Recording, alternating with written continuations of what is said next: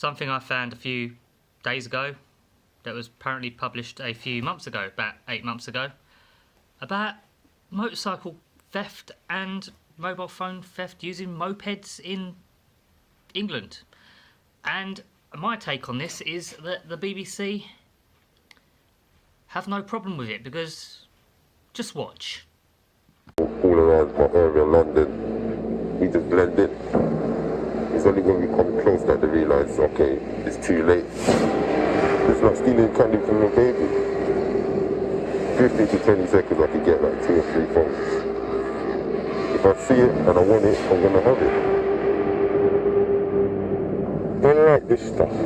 Gambling's easy, get in and get paid. I love it. The money's mine, so I want to go get. No, it's not. At the end of the day, if you can't get a job and you try and the salary is not cutting it, obviously you're going to have to find something else to do. Another job. Traffic is not a problem. Red light not a problem. Speed coming, I don't give a shit. I'm getting away. That's it.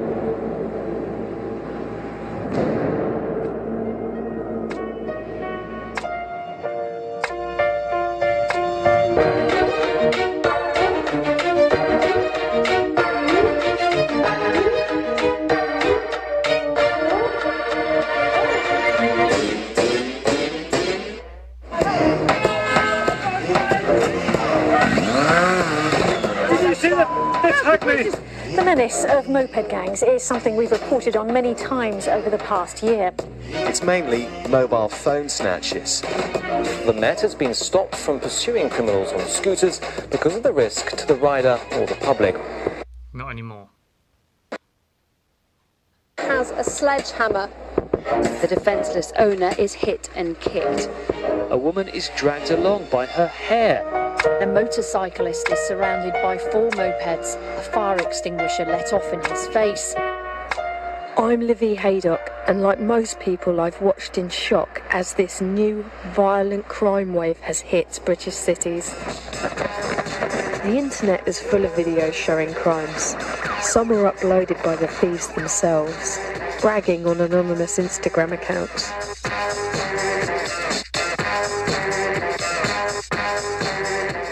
Who are these criminals, and why do they do it? Scum.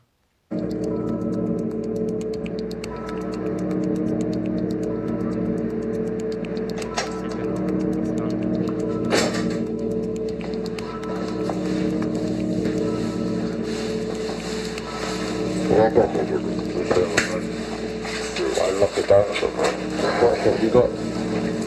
I've got a couple things there for you.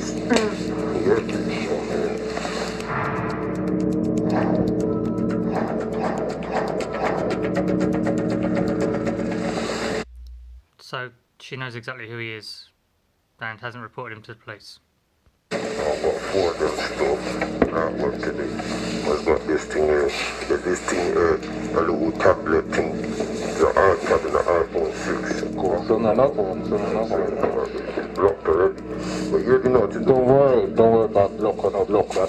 I've got people.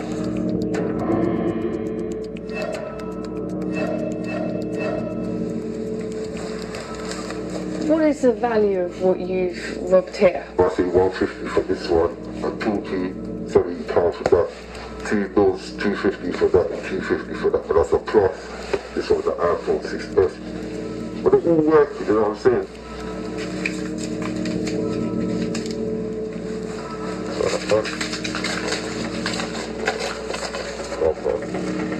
Everybody's all good stuff. And do you always bring your phones here? Yeah, obviously, they put it on airplane mode, and then there's no locational services, so after that, they don't know where the phone is, it's untraceable. You have to find my phone, my feature, but once the phone is off, that's it. So she was able to find you, why can't the police? I went to England, man, before I met him. He only gave me £30-40 for an iPhone 6S. You know what I'm saying? He said you can't deal with the software, the motherboards. Well, obviously, my man, he can bypass that in Nigeria. So he increases the value of the phone. So you take these to Nigeria? Yeah, so Although they're Nigeria, yeah, it's gonna work. I won't literally go into deals, you know what I'm saying? It don't matter if it's blacklisted or anything. It's in region. This is UK, that's Africa. You know what I'm saying? So I thought that phone for tips right now, I'll sell it like twice the amount of money I bought it for. I sell on quality because most of them are fake as well. Oh, they're all counterfeit. Yeah, they fake that. Yeah. Bringing the roof on the real deal. It's from the UK. When are you next going to Nigeria? I won't tell you that, but it's very soon. You know what I'm saying? soon. Like, I'm counting days as well, so but I won't go into deals. So you're in demand in Nigeria right now? Literally. They trust me over there. That's why I give it to him. He's not a cash converter. Is that why these robberies are going through the roof? How I eat, you know what I'm saying? Me and the people them on the strip, we all eat like this, you know what I'm saying? Because there's a market.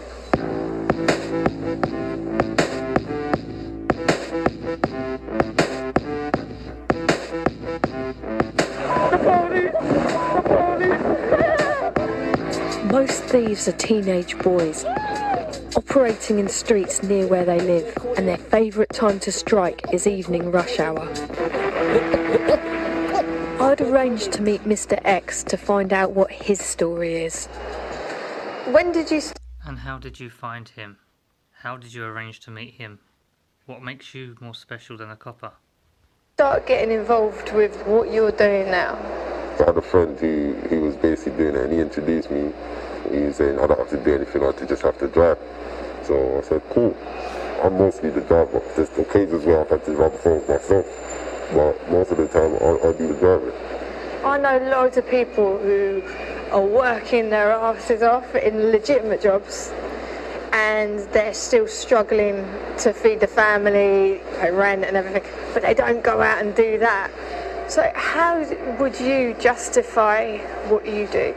I want things that other people got too, you know what I'm saying? It's not like I'm robbing the whole of London. So get a fucking job. I do what I need to do in a day, and then I chill off, bake off, make my money that day, and then maybe hit another day. So it's not like I'm being too greedy. Don't you think that's quite a scummy thing to do?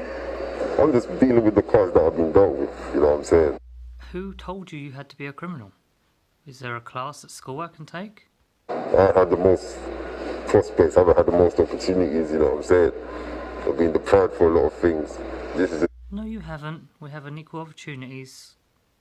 You can get the same job as anyone else. it's a little avenue for me to make money. It's not the only way, but it's one of the ways that I make money. Let the lights go out and the race begins! Mr. X told me that he has a sideline as a professional online racer. I realised I was good at the two competitions.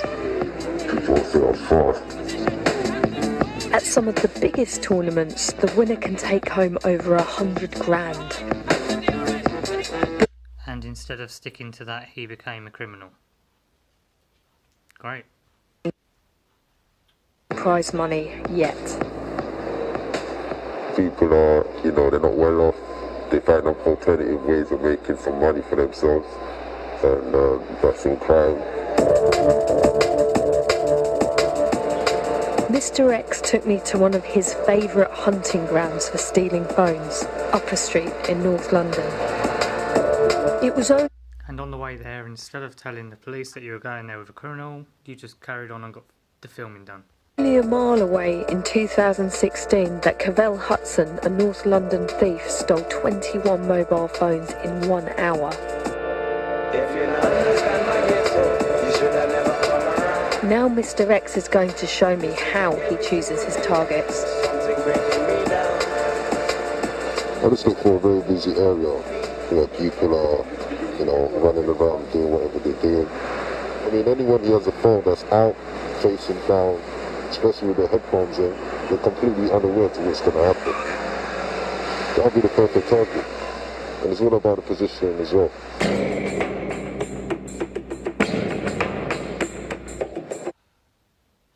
Here's a lesson. Look where you're going. What makes pedestrian crossings a good spot? So right here, we're looking for people that's looking down, got their phones out with their headphones in particular. Anything that's not securely wrapped around someone's shoulder or someone's back, like this backpack here, which is on our wrist, it's very easy for us to snatch that and take it. As soon as it's green, they're unaware to any vehicles coming. And for us, that's the perfect opportunity. Because as they're crossing, we time it, and then we'll grab whatever we can grab, and off we go. By the time they realise we're already at the second traffic light, and we're going right, there's a little estate round the corner. All this area here is well known to me, so I know exactly where I'm going. And would you go straight through the lights? Yeah, there's no rules and regulations in this game. So if I have to... What stupid question. Would a criminal break the law? Go down the no entry road. Any conditions, doesn't matter. Rain, shine, green, red, no entry, no right turn. Just ask for the taking. Even if I have to drive on the pavement, I go on the pavement. Do you think people are stupid walking around with their phones out like that? Of course, you're asking for it. In my opinion. But it's so normal. It's not normal. How are you crossing the road? There was a woman just now crossing the road with her phone, looking down, look. That's not normal. You're crossing the road. You should have... Maybe she's reading a map? All eyes on the road. People at the bus stop are waiting for their buses, so they're focused on the road. They really focus on themselves too much. The best people are the people that are standing up with their phones in their hand. You don't have to get off the car, you're just driving. Yeah, about to pay for the bus. Straight past, grab the phone and off you go. They don't see us coming. You just don't expect it. If I see another target straight away, I tap my guy and go to the next shot. We can do 3 or 4 in a space of about 40 to 50 meters. Loads of them. Loads of them. I've done it at 2 bus stops, opposite side of the road. There's a guy across the road in a blue vest with his hood up, very easy. That is perfect. I'll maneuver him from behind. He's not safe anywhere. As long as he's distracted, that's it. That's all I need. He doesn't even have a tight grip, 3 fingers on the phone plus his thumb. That's it. Just take it out of his hand? Of course. If I see something and commit to it, that's it. It's like a heat sentence, so I'll see it. Then why don't you commit to getting an education and a job? I'm taking the target onto the next one. By the time we realise what's happened, it's too late. We're already gone. In this area, as we've been driving around, I've seen a lot of police. Police can't do anything, you know what I'm saying? Why not? They can now. In cars, I have to go through one-way roads. Any traffic around this time, they can't do anything. You know what I'm saying? We see patrol cars a few times, but I mean, they can watch me do it and they still can't do anything. I can rob someone right in front of a police officer, they can't do anything. Have you ever? Of course, all the time. We're in London. There are a lot of cameras. Why don't they catch you? I'm not in the same bike every day. I'm not in the same clothes every day. You know? I'm not in the same area every day either. I'm not going to show my face. No face, no... But she knows your face. She knows where you are. She knows where your friend's hideout is. You're fucked, mate. Yes. If I see a camera, it's an AMPR camera. At most, it's looking for license plates. On a license plate. Then if I do, it's not mine. So I don't care about cameras. I don't care about speed cameras, bus lane cameras, no stopping areas. I don't care about any camera. Larby is a moped driver who has witnessed so much crime on the streets, he started filming it to post online. So, Larby, can you talk me through this footage? I was at the traffic lights. Yeah. We saw 2 groups on scooters. Wow, and they're going on the pavement. They're going on the pavement, and they've actually gone past that red light. Goodness. What made you pursue them? They were all balaclavaed up, and remember, He wanted to catch them. it was really warm. So when you see that, that's obviously a telltale sign that something is definitely going down. Yeah. There was a guy who was standing there on his phone. Right. That was the victim. I thought, come outside, get a bit of fresh air. I had to do a bit of bank transfers on my phone. So I started doing that when all of a sudden my phone just actually went straight out of my hand. And it took me about a second to register. And then I started giving chase. Get that license. What did you do? Larby chased the thieves to try and get a look at their number plate.